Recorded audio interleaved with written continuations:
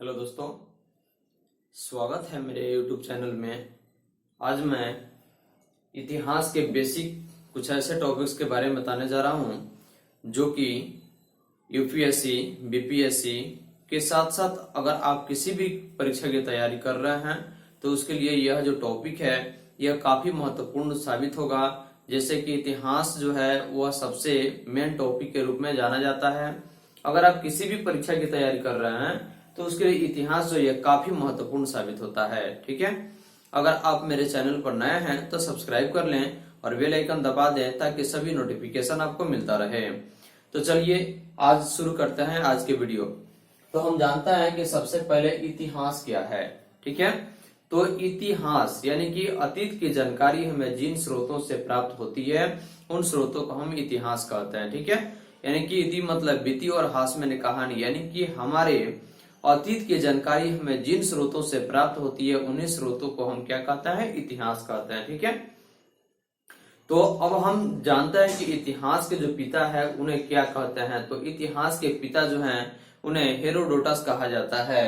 और सबसे पहले हम देखते हैं कि इतिहास जो है यानी कि वह इतिहास का जो अंग्रेजी शब्द जो है वह आपका हिस्ट्री है। क्या है? हिस्ट्री शब्द है जो कि एक मतलब हिस्टोरिया से बना है। यानी कि हिस्ट्री जो है वह हिस्टोरिया एक ऐसा ग्रीक भाषा है, ग्रीक शब्द है, उसी से बना है जिसका अर्थ होता है खोजबीन की प्रणाली। यानी कि खोजबीन की प्रणाली, इतिहास की जानकारी हमें जिन स्रोतों से प्राप्त होती है उन्हीं स्रोतों को हम इतिहास का स्रोत भी कहते हैं। तो हमें सबसे पहले देखना है कि यह इतिहास जो है यानी कि हिस्ट्रिया यानी कि हिस्टोरिया शब्द से बना है जो एक यूनानी और ग्रीक भाषा है जो कि हेरोडोटस जो है यह हिस्टोरिका बुक के लेखक जो हैं वह कौन है? हेरोडोटस हैं जो कि एक यूनानी व्यक्ति हैं।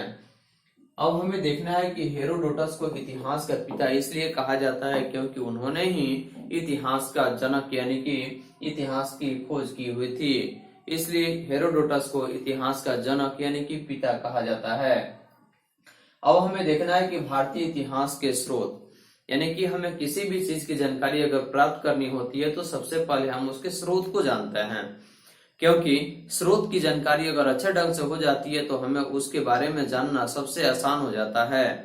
तो सबसे पहले हम ये देखते हैं कि इतिहास को यानी कि भारतीय इतिहास को कितने स्रोतों में बांटा गया है।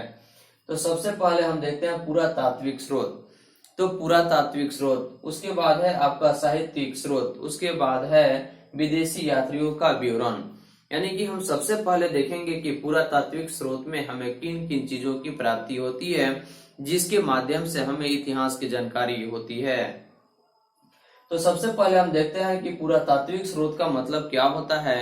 यानी कि जिन स्रोतों से हमारे पुराने समय की कुछ साक्ष्य की प्राप्ति होती है और जिनके आधार पर यानी कि माध्यम पर हमें वर्तमान समय में यानी कि पुराने समय की जानकारी होती है, उन्हीं स्रोतों को हम पुरातात्विक स्रोत कहते हैं। जैसे अभिलेख, यानी कि पुरातात्विक स्रोतों में हमें जिन चीजों की जानकारी होती है उसमें सबसे पहले अभिलेख है।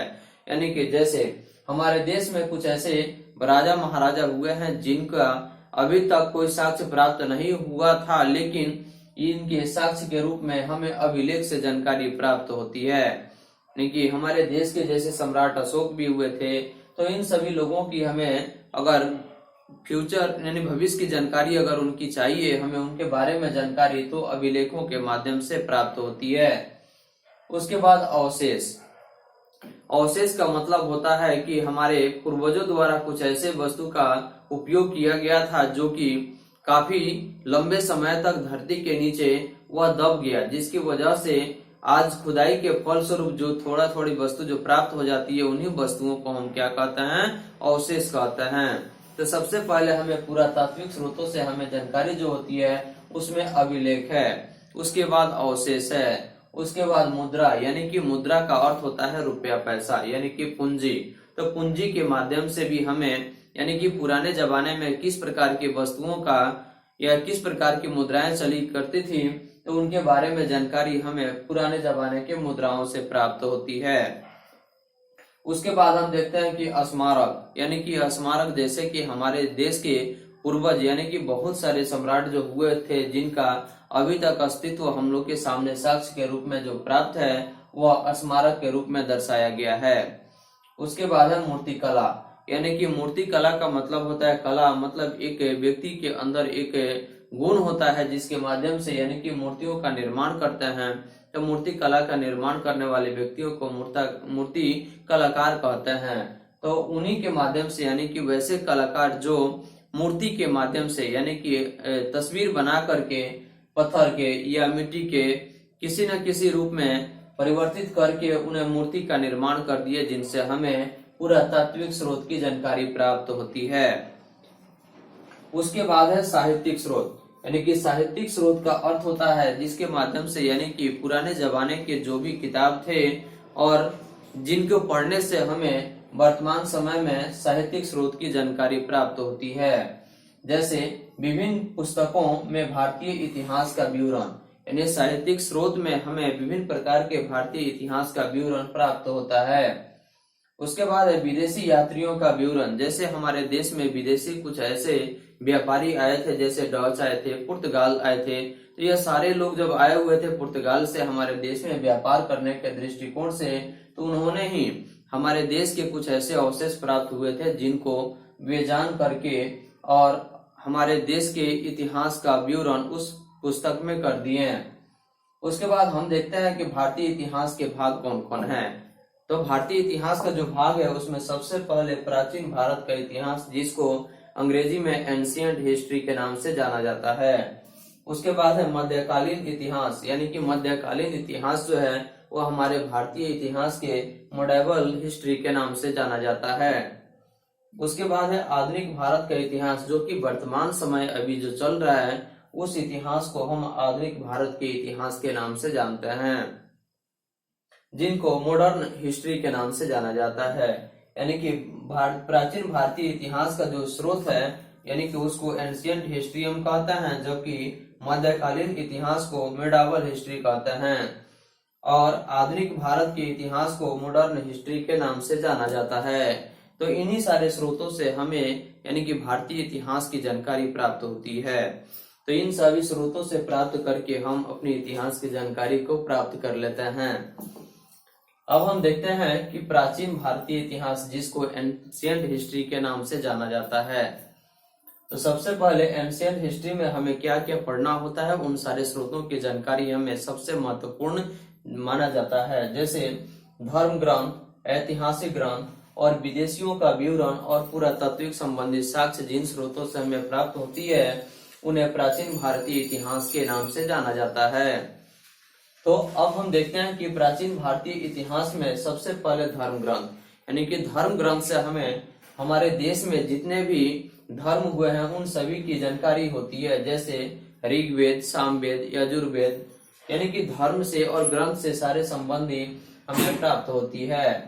विदेशियों का विवरण और पुरातत्व संबंधी साक्ष्य हमें प्राचीन भारतीय इतिहास से प्राप्त होता है।